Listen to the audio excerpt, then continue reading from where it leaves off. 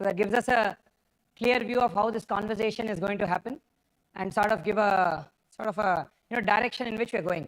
So firstly, I thought I'll just cover briefly the entire location aspect of Broadway, right?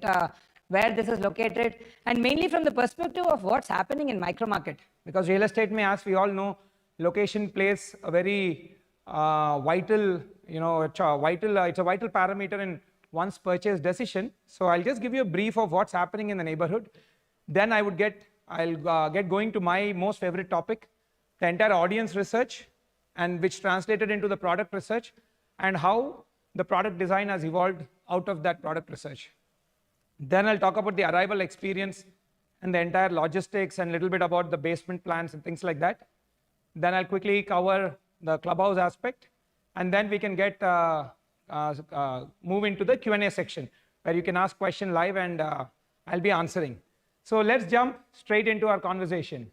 So this is how and where Broadway is located, right? As you can see, this is just like a 2D map. It's right beside Loft, right in the heart of financial district, right? So we have shot 2 videos, like how to arrive at the site from the Gachibowli junction, and then how to arrive at the site from the ISB junction. So let me play these 2 videos so that you'll get a context of how to come to the site from each of these prominent landmarks, right? So this is a video of how one can come to the site from the Gachibowli junction. It's recently shot by us.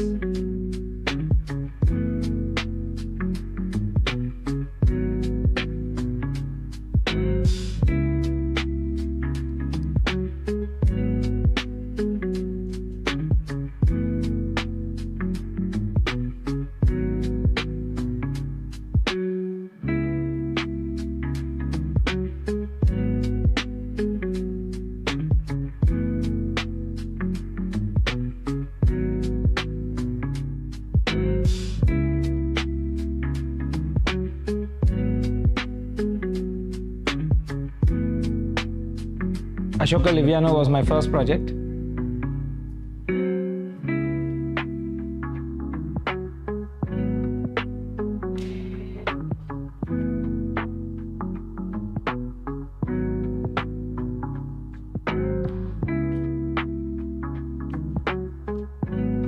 So this is a video of how you're going to come to the site from the Gachibowli junction.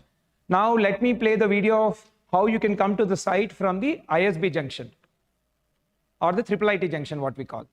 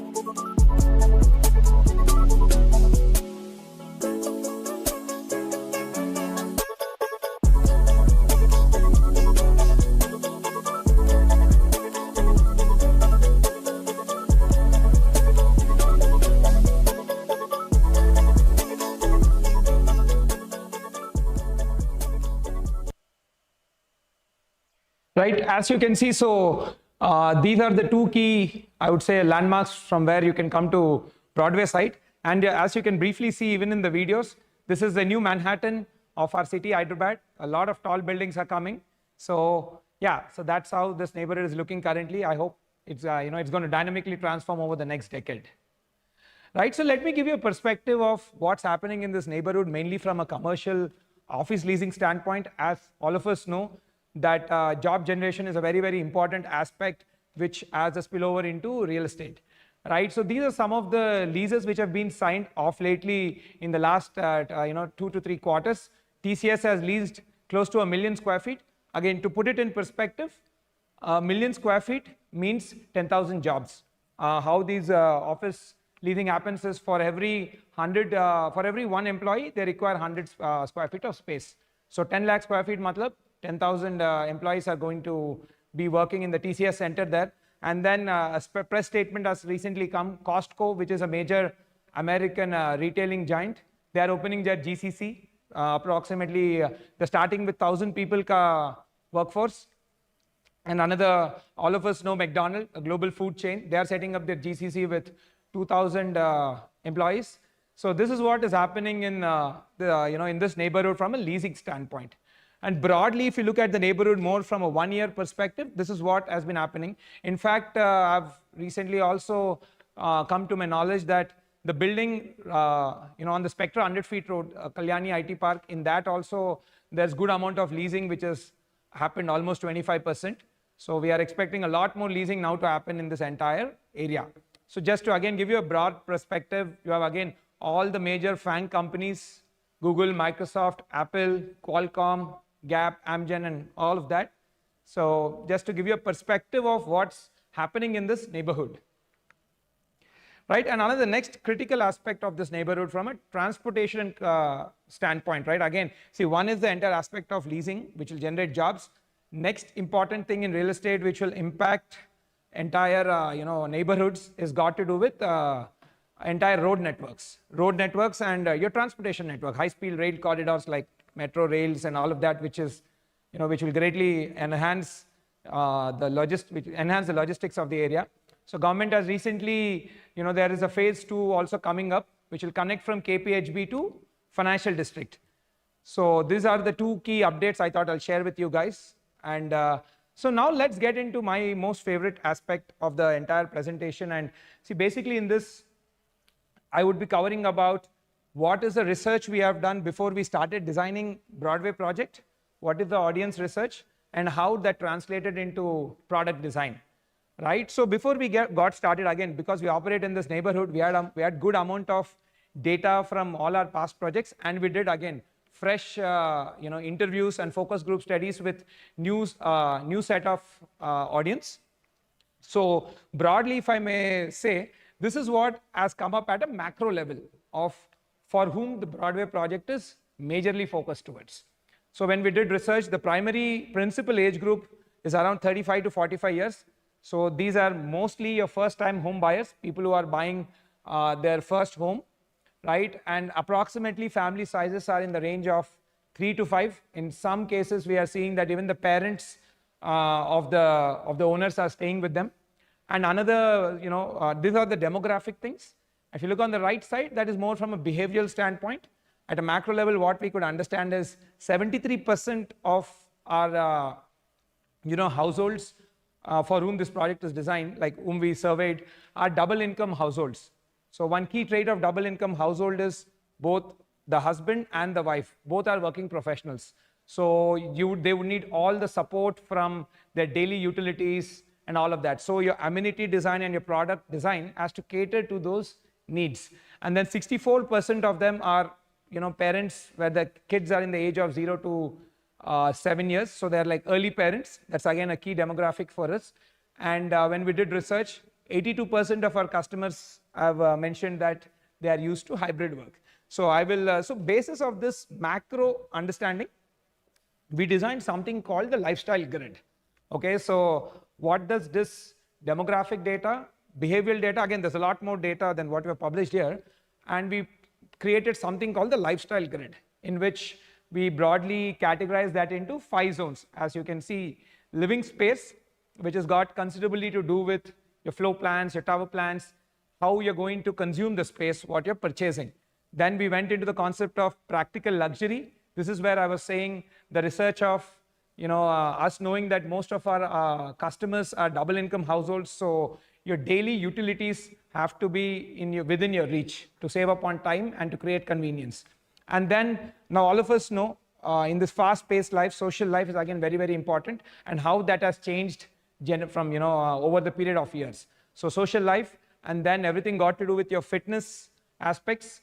And then again, something very important, again cited earlier also, 64% are early parents. So everything got to do with childcare. So we started coining this term as the lifestyle grid. So let me delve into the first aspect of the lifestyle grid, the living space. That is, your entire tower plans, and what was the thought process behind designing these spaces. So when we were doing research, right, around the living spaces. The thing which, the keyword which kept buzzing between all our customers is privacy. So what we got an understanding that, okay, once people come to the tower level, that is, into the corridors, after the lift lobby and all lobbies and lift lobbies and all of that, privacy became their most important aspect. And we want to see how we could deliver on that entire, feature requirement of privacy. So privacy became the center stage for us to design most of the floor plan and tower plans. So some of the key things what we have realized, what we have done through the researches. Okay, so for most of the flats, almost 2/3 of that, we could come up with something called foyer entrance. So it's like a exclusive separate entrance which steps aside from the corridor. Again, greatly enhancing the arrival experience of your particular unit, and at the same time, it sort of addresses the privacy quotient, right? So the minute you open the door, you have like a chota sa angan types, what we used to have in when we used to have like independent houses. So to bring in that aspect. So the foyer-based entrance was something which we could come up with as a product feature at the tower plan. And again, hugely, we got very positive feedback on this. And next thing, again, to address on the privacy side has been the no opposite main doors. Again, this is something which a lot of, when we were doing research, our customers were sort of, have cited this as a requirement and sort of a good to have feature, right? So again, we strived hard to design that, because that no main door looks into the other apartment. So you open the door, so you can keep the main door open, and your flat would be much more well ventilated, and it sort of, you can feel, I mean, by even keeping the door open, you will not really lose the element of privacy. So at the tower plan level, the two key things what we focused in Broadway project has been the foyer based entrance, and then the entire no opposite main doors. Then we went to the next key aspect, where people, when we're talking at a floor plan level, at a unit plan level, right? So what are the key things which came up, during our focus group studies and, our one-on-one interviews? These keywords sort of emerged: lighting, ventilation, carpet area. And another aspect, let me share a story also. So when most of our customers, again, if you look at the demographic and behavioral data, have traveled world over. Most of them are working in the IT sector, right? And they have traveled abroad internationally. So when we were doing a sort of a research, one of our question was, okay, what is a good building for you? As simple as that. Like, what is your aspiration? And then we had like A/B testing, like we showed multiple images. And across various people, when we ran that experiment, many people picked buildings which were tall and had a glass facade, right? So that was something which they told was their aspiration. And in fact, even one of the question was, which is your most favorite city? The three cities which came up were New York, Singapore, and London. And what is it that you like about it when we asked that question? So people were telling, okay, I like the tall buildings, glass facade, which looks sleek and tall, right? So that's when we sort of, okay, if this is an aspiration what our customers have, then let's plan for that. How can we deliver on that? That's how the entire concept of curtain wall came. Now, okay, curtain wall is a good to have feature which sort of adds to the aspiration of people, right? Adds to the aspiration of our customers. But then does it have any other functional implication? See, one is the aesthetics, right? So you look, it's going to look good. Definitely that's a very, very important thing. But what we have realized in our research is there's a lot of utility, a lot of functional aspect also which curtain walls bring in. One, like the top three to start with is what mentioned here, is that, see, again, when we were again doing past research, is that people wanted, okay, they loved our concept of outdoor living, which had a very big balcony, but they were like, can we maximize the carpet area? Yes, naturally. So what we realized is, okay, some of our projects which we have handed over and delivered to our customers, when we went and did the study, they're spending a lot of time in the outdoor balcony area. And there are other balconies, the smaller balconies attached to the bedroom are not being used much. So that is when we got an idea that, okay, there is a room to maximize the carpet area. Now, balcony definitely adds a lot of utility in the sense that what is the key aspect of a balcony? One is balcony brings in more lighting into your apartment, right? Second, naturally more ventilation also, right? But the the con side of that is your carpet area gets minimized. So when we actually started planning and brought in the concept of curtain wall, we could see that we could address the two pros and without losing on the con. That is, by giving a wall, removing the entire wall and putting a glass facade, you're maximizing the lighting. In fact, much more than what a balcony also brings in, because in this case, the entire wall is now a glass.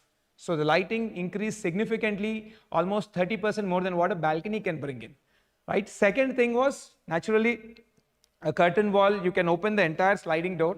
So again, the the ventilation, from a ventilation standpoint, you're achieving a higher open areas as well, like higher ventilation areas, so more air can flow inside out of the unit without losing the carpet area. Now, naturally, because we could bring in these two, the balcony got moved into the bedroom, thereby maximizing the carpet area. So it was I would say, I would really thank our customers for pushing us in the direction. So curtain wall sort of, with one bullet, we got all the three birds, which is we could increase the lighting, improve the ventilation, and maximize the carpet area as well. So this is what was one of the biggest advantage of the curtain wall. Definitely apart from the most important thing, which is the aesthetics. The look is going to be stunning. Right, so these are some of the views of how the curtain wall is going to look. This, in fact, this is a render from a Broadway project.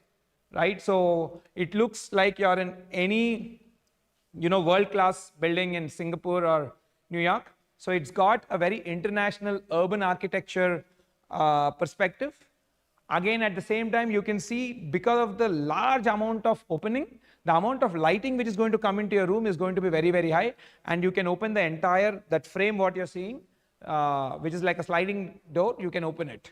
And then some people even had doubts, what about the safety? We open it, will we fall down? No, there'll be a glass railing right outside. That will be a safety glass.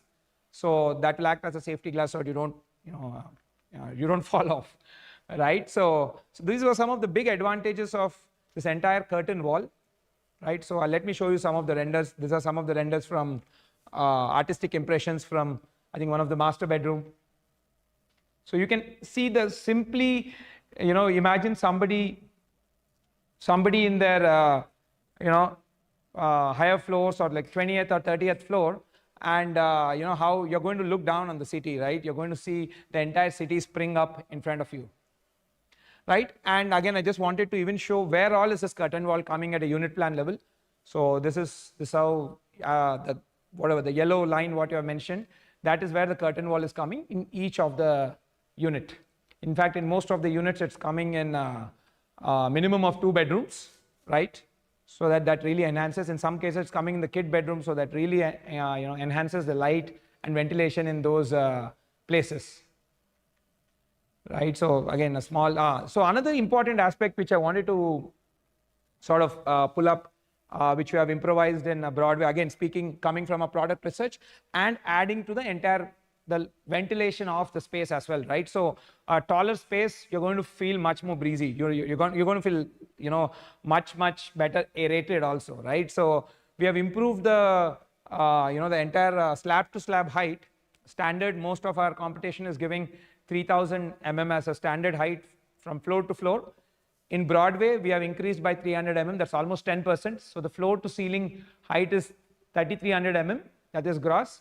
So you can see slab to slab. Clear height is going to be 3050 There's going to be a slab thickness of approximately 150 to 175 and then another 75 to 100 of flooring and whatever mortar.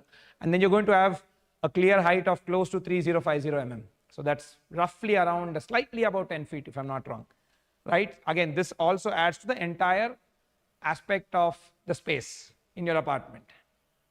Right, and again, our key feature, what you can see, this has been our best seller, and it has, now that we have handed over projects which have outdoor living, we're getting great feedback from all our customers who are living there, where they're telling that whenever their guests and friends and family come over, they all intrinsically gravitate towards the big balcony, the outdoor living, and they're really enjoying that space. So again, learning from our other projects, here the outdoor living is, I would say, 15% to 20% bigger than what we have given in previous projects. Again, with the advantage of curtain wall, what's happening is all the other balconies have been converted into the room, thereby maximizing the carpet. And naturally, because we could increase the carpet, here we could we could negotiate and we could increase the balcony size, outdoor living size, which is almost 15% bigger than all our previous projects. So it's really going to have like a your own patio in the sky, right? That's how it's going to look like. This is one of the renders what we have done to give you a perspective of this entire thing, right? It's going to look very sleek and classy. So another key aspect, picking up from the earlier aspect of privacy, where we again sort of innovated on a new concept called dual sync spaces. So when we were talking to some of our customers, especially those who were, I would say, in the 40+ age group, were mentioning that, okay, in the current house where they are staying, when the guests come over and then they are sitting in the drawing room, there is a clear visibility to living room, thereby the entire house has to sort of become more formal. So then we sat down with this problem and see, okay, what sort of solutions can we come up? And that's what we came up with, this idea called dual sync spaces, right? So this is what the dual sync space means. You can clearly see the drawing is totally sort of made exclusive from the entire living and the dining aspect. So that you have a guest coming over, your family life will not be disturbed. It can move on seamlessly. Again, this is something which a lot of our customers have really appreciated, and we could do it in some of the floor plans. Again, in every floor plan, it wouldn't be possible. But again, this is mainly, we saw that this requirement came in the slightly larger families and families who are more in the 40s. People probably in the 30s, they didn't really cite this as a requirement, but yeah. So we call this dual sync spaces, where you have a totally private drawing and a living space. So if you have any guests or anybody come over to your house, your family life need not get disturbed. Rest of the family need not get disturbed. So that's another key innovation what we have done in Broadway. Right, so this is again sort of a small render on how that space is going to look like. Right, now let's get into the second aspect of the lifestyle grid. Right, the second aspect is practical luxury. As I've mentioned earlier, right, so most of our customers from a behavioral standpoint are double income households. So what happens in a double income household? Both the husband and the wife are working. So when both people are working, naturally there is a dearth of time, right? People have close to 40 to 50-hour work weeks, and then you got to manage a house, you're going to manage the entire, your daily utilities, grooming, and all of these sort of things. So again, we came up with this concept of practical luxury, where the idea was all the key day-to-day life utility services should be within 100 steps. Like within a minute, you should be able to go there. That's the idea, and that's what we call practical luxury. So let me delve into it, again coming from a customer research. So as I've mentioned earlier, right, 82% of our customers have mentioned that they're exposed to hybrid work, right? They're working, some of them are working actually, full-time work from home they are doing. Some of them are doing hybrid thing. In fact, a good number of customers, we have NRIs, right? So they were telling that when we come over, like some of them are still continuing their work in the US, or some of them when they come over here for a couple of months, they are still continuing their work, right? So again, so this has been something, a key bestseller again for us, is the entire concept of co-working space. So roughly we have given close to 9,780 square feet of plinth area in this co-working space, again split into 2 levels. Now where is this coming? This is coming in the Tower A ground floor.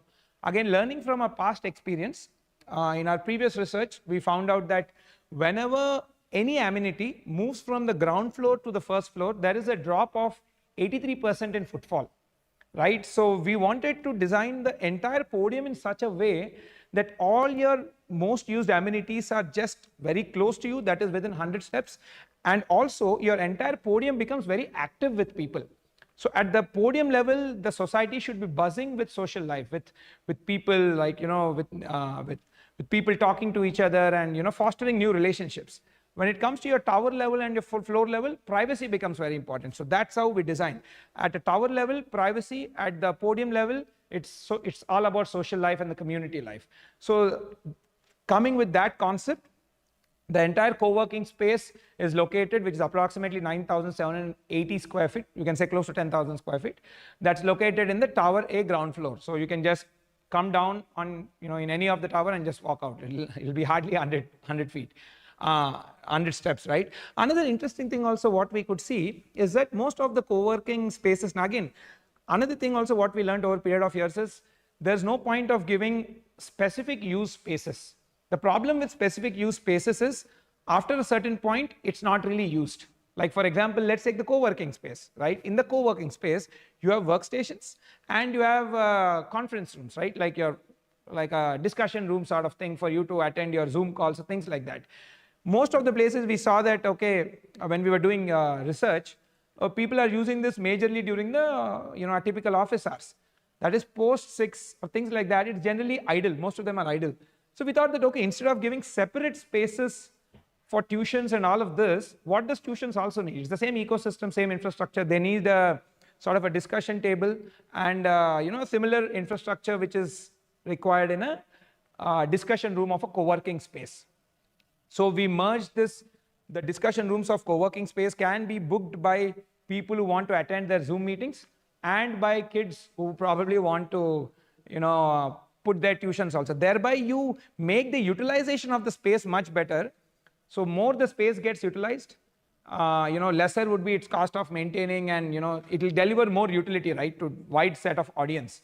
So learning from that experience, so we made this into a little more multifunctional space. So kids who are studying also can sort of book a discussion room, like those mini conference rooms, sort what we call, and then they can put their tuitions and all those sort of things here. So again, this is located in Tower A ground floor. And again, a small part of it is located in the Tower A mezzanine. So you can see the internal staircase.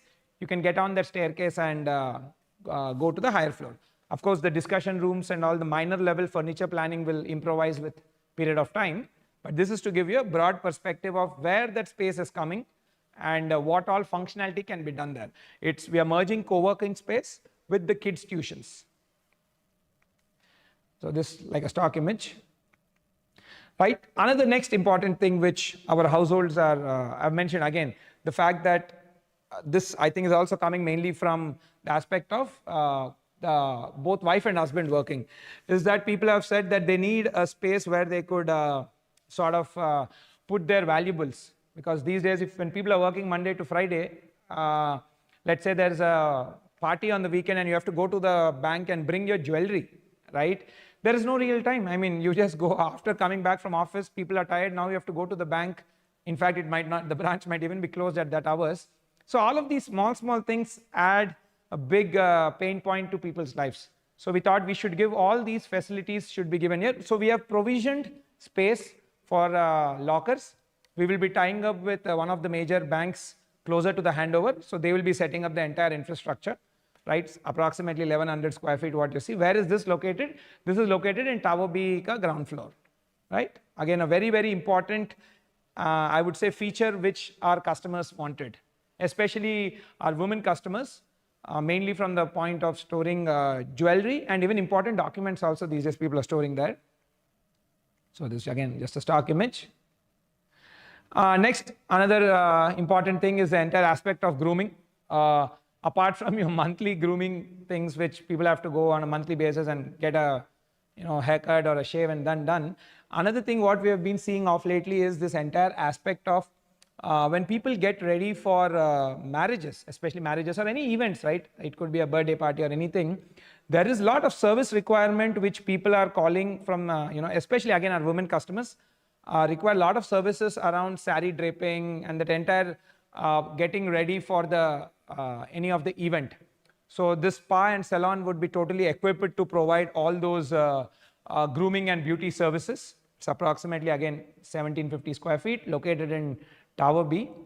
So this is where it's right located behind the bank locker. And again, we are provisioning the space closer to the handover. We'll be tying up with a vendor, right? So whenever there's a party which you are hosting or a party which you are going to, you can simply, you don't have to really plan, go out, get ready somewhere and go. You can simply come here and get ready, or in case, most of the cases, these service providers even give the facility of sending the, their person to your home to probably help you in getting ready and all of that. Again, very, very small thing, but very, very important aspects. In fact, we take pride in designing these buildings for this nitty-gritty. It's just like how any of your car or any of your phone and all, they have multiple features which makes your life easy. Imagine like living our life without most of this quick commerce or e-commerce apps. How much difficult would it be? So same way, I think the building as a product should deliver on multiple features. So I would see them more than amenity. I would like to use the word of features. Right, this is again just a stock image. And then again, our day-to-day utilities, this has been the most important thing, supermarket. Here also we have seen that when supermarkets are right on the ground floor, people are more incentivized to move out, come to the shop and buy, rather than probably buying from their home, which also I think the service provider does. But yeah, again, you can simply come down. It can be a quick 100-step activity, and you just in 2 minutes you can reach out, buy whatever thing you need, and you can go back and continue what we're doing. Again, approximately 1430 square feet, located on the ground floor of Tower B. Again, a stock image of that. Another very, very important aspect is the entire concept of medical office and physiotherapy. So when we were doing product research, again, when we're talking with our customers, they were telling that, when our kids get sick, and some of the customers who are more in the senior, who are more like around 45 plus, they were telling that our parents stay with us. And most of the, when we dwelled into that aspect of information, most of the parents have some sort of physiotherapy needs, is what we realized, right? And because they don't really, that service is not available conveniently, people don't really end up using that, end up doing their necessary physiotherapy activities, which is sort of degrading, causing a strain on their physical well-being. So we have realized that, and also a lot of our customers who are like a primary customer, the apartment owner, they have also mentioned that these days a lot of people are playing this pickleball and paddle court, these sort of things, and they mentioned a lot of injuries and all, for which minor things, for which there is a constant physiotherapy need. So again, so that's what came up. So we have given a dedicated close to 1600 square feet of space in the Tower C mezzanine level, right, where a clinic and a physiotherapy studio can be set up. We are giving the space. Again, closer to the handover, we will be setting up with the service provider. So physiotherapy, in fact, I feel is super duper important. It's something which is a must. So, but yeah, so we could cater space for that. So that again, if there's a child who has like a general, general viral or general sickness, or nothing important like your basic, medicine related thing can all happen from here, and there'll be service providers helping you with that. So this also we found out that a very, very important aspect of modern new lifestyle, and this requirement has become very, very mandatory now. Again, a small stock image. So next, let's go to the third aspect. So we have completed the practical luxury, the second, which is more about convenience in our day-to-day life. And the third important aspect, what we took into consideration, was the social life. Again, what we could see, one break, change in behavior from the past. Probably I'm a millennial. Most of, when I see the way how my parents and they had their social life versus how we millennials are having our social life, we have friends come over more frequently. Rather than having one large party, we are having frequent small parties, right? Which could be as simple as IPL match day, or any of those sports events which happen. So we saw that these days people are meeting, instead of in large group, smaller groups, but more frequently, probably more around the weekends and long weekends type. So we thought, okay, even the social life aspect is also a very, very important parameter, and we need to have various features designed to deliver on these parameters, right? So the big and the most important thing, I love calling it the big living room. So we have 4 such rooms. All 4 put together is around 3,078 square feet. So the idea of this was sort of interesting. When we asked some of our customers, they told that, okay, see, we host, and that particular audience group was senior women who were more in the age group of 55, 60. They were telling that, see, we have frequent kitty parties in the community, right? And then we went and asked, okay, what do you do in kitty parties?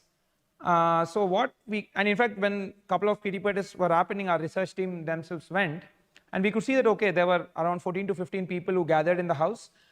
And if you actually see, the house is not built for 14, 15 people gathering in the house. Of course, like people can fit in the house, but it's not designed for that, right? By that, what I mean is when we saw it, okay, people were divided into groups, and one group was sitting in a bedroom, one group was sitting in a living room, one group was sitting in a the drawing room. Thereby, it led to the breakage of the groups, which led to the naturally less fun, I would say. And next, we could see that different ladies sort of did their cooking, and it was like a potluck. So we were like, okay, really people, and then when we even spoke with, I would say the 35-ish men audience group also, they were also telling, a good number of people told that we do cooking as a hobby. That was very interesting and a good sign, I would say. So that also we wanted to cater. So we realized that a lot of the current social life revolves around cooking and potlucking. So then we thought, okay, can we give a big kitchen where instead of 1, 2 or 3 people can cook, and that entire aspect of cooking also translates into that, the fun of spending time with each other. So that's how the concept of the big living room came. Essentially, in your living room, which is designed mainly for the family, right? So can roughly 4 families. That's how we sort of envision. Like, this space each of the living room can hold close to, I would say 10 to 15 people. So around 3 to 4 families, right? So where they can come, cook together, and have their food together, and it's there'll be a big sized TV screen which we'll be setting up, so they can watch their game of their interest and all, and without the pain point of again cleaning that entire thing up. If the same party happens in your house, again after everybody leaves, you have to clean it up. So here this all service space. So again it will be pay on demand. So the housekeeping staff would be cleaning it. And another important thing which this also solves for in some of the communities, what we have seen is the guest rooms, which are essentially for guest stay, have been used as party rooms. One, that is not right to do. But what we have seen is, and because it's used as a party room, people spoil the entire linen there, and there's alcohol and food all across. So of course that was not the intention of the space. But what we could learn from that is, okay, these days people need these getaway spaces where they can have sort of a fun time with their friends. So that's how the concept of living room came. So now, without spoiling the guest room, people can use this space, and it's a purpose-built space. This space you can cook, and you can even you can watch a game night, you can watch an IPL match, or play cards, poker, whatever. So again, something very, very important what we have realized in this day and age, people are sort of socializing this way, smaller groups but more frequent. So most of us have friends over the weekend. So that's how frequent it has become. Unlike in the past where it used to be less frequent but bigger groups, now it's smaller group, more frequent. So people can book this space using the app and use this. Something we found it could greatly enhance the lifestyle of our community members. Next, another thing what we have seen, as I've mentioned in the beginning, right? Close to 64% of our audience group in this project are people who have 0 to 7 year age group. So one of the key features of the 0 to 7 year age group, when we were further talking about their kid aspect, is that the entire concept of birthday celebration, right? If you actually see, the first birthday or the third birthday is what most people have told, that we typically have a larger gathering of maybe 150 to 300 people. But the rest of the birthdays, right, it's typically small gathering. Most of the cases, it's just the kids' school friends or the colony or the community friends who come over. So it's just frankly like a 30 to 40 member gathering. So now why should we, and generally this kid's birthday is something which is the most commonly used party situation. So, and what in some cases, the big party hall, or I would say the multi-purpose hall, has some other event, then the kid's birthday party cannot be celebrated. And frankly, it's a very small typically the number of people who come here are 30, around 25 to 30 people, mostly kids. So we thought that, okay, given that this community has many kids in the 0 to 7 year age group, what we have seen is again post 7, typically these birthdays come down, and after once kids have reached teen, parents have told that they typically celebrate with their friends, they go out to a mall or something. So given that there's a huge, significant number of kids in the 0 to 7, so we gave a dedicated separate kids birthday party area, approximately 664 square feet, located in Tower Sika ground floor. And this is again strategically located right outside your outdoor play area. So when we actually went to these kids birthday parties I've seen, we have realized that most of the time kids spend playing, right? And in the last half hour or something, they cut the cake and have the snacks and then they leave.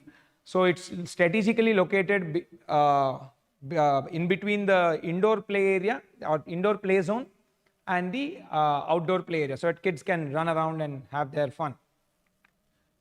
Right, so again, a simple stock image. And next, another important thing, guest room. What came up in our research is our customers have told that, a good number of them are people, where their parents are not staying in Hyderabad, right? Most of the customers have told that, audience have told that their parents stay in the villages, or more so, even if it's not their parents, it's any relatives who are coming over. Especially this requirement came from our clients who are more from the outside Hyderabad, right?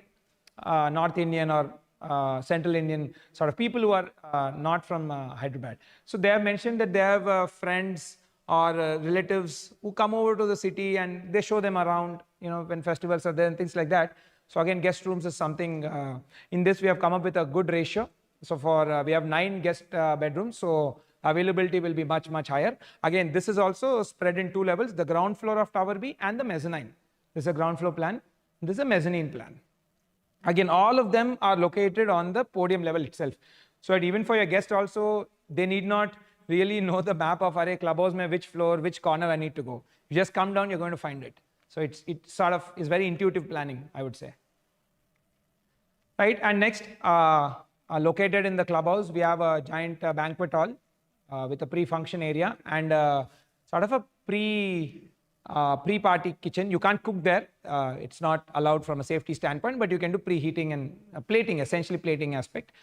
So this comes in the clubhouse. So here you can host bigger parties and you can have your guests come over.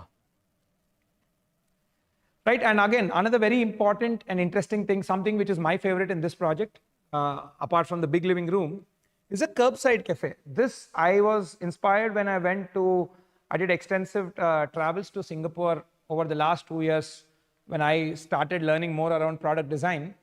And what I've seen is, and even New York also, I've not been to London much, but one thing which I saw, which usually sort of improved the quality of life in these big cities, was the entire curbside experience. Right, you have curbside cafes, restaurants, so you have a lot of people moving in and out. So the entire vibe gets really, really super cool, right? So this idea was inspired from my travels to those places, and we have given provision for 2 F&B spaces with their respective kitchens.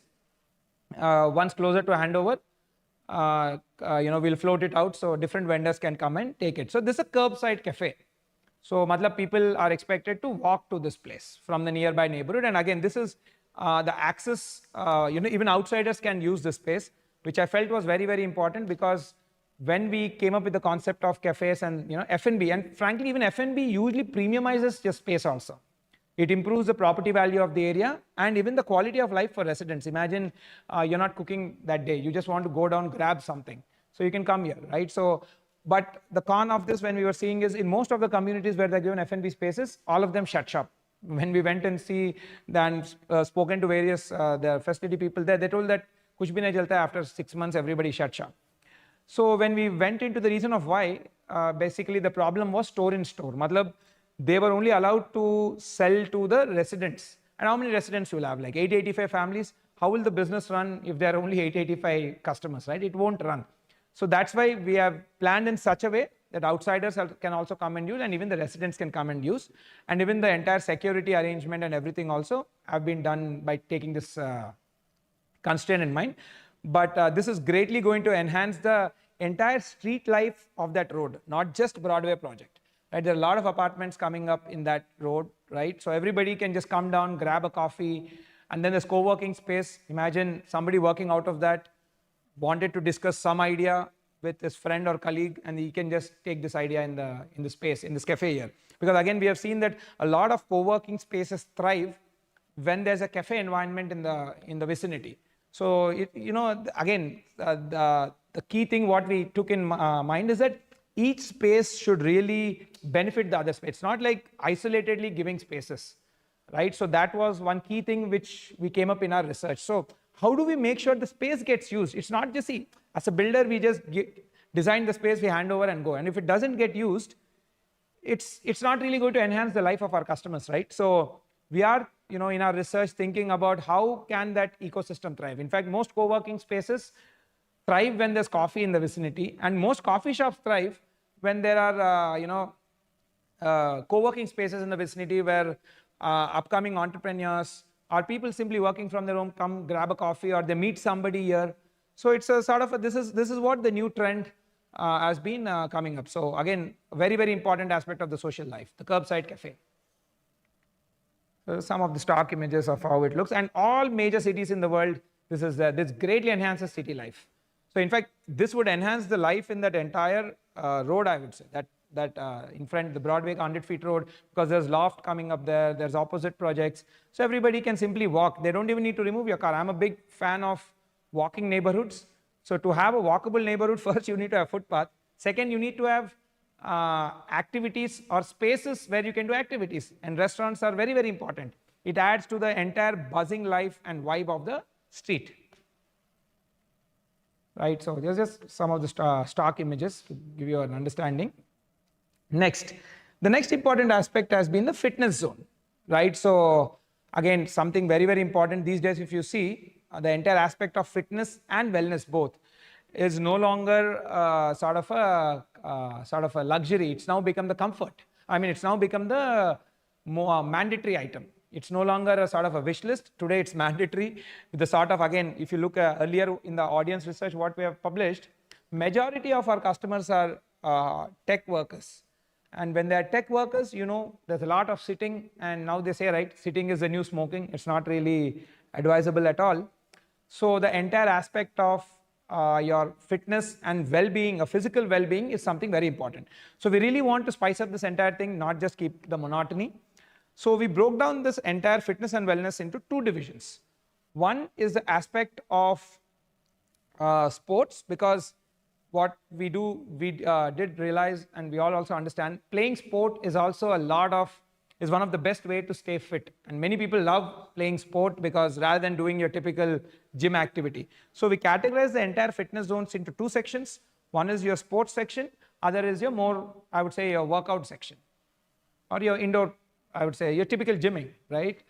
So in the sports amenities, something which is these days quite in rage, and you see a lot of people it's a running trend, is this entire pickleball courts, right, which are popping up everywhere in different neighborhoods, and people are blocking them and going and all of that. So we are giving 2 pickleball courts in the community, so people can again come down, book and play.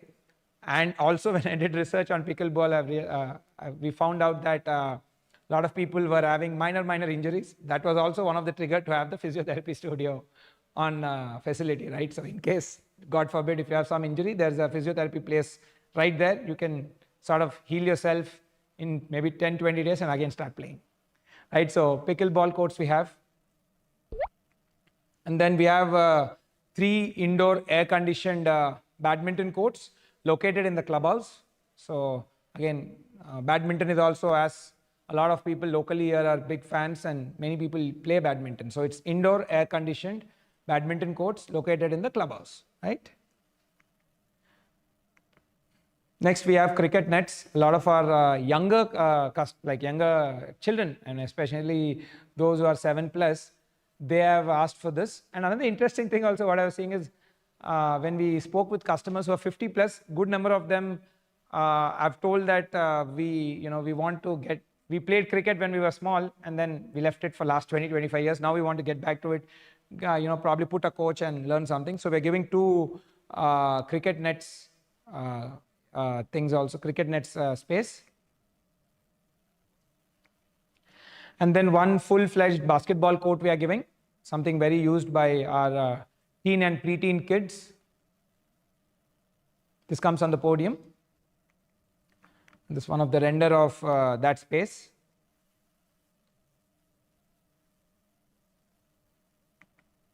Yeah. Next, you have the fitness zone. So this is more like your indoor workouts, right? Which, or what you might call typically your gym sort of things. So the gym in this is close to it. Again, it comes in Tower Sika ground floor.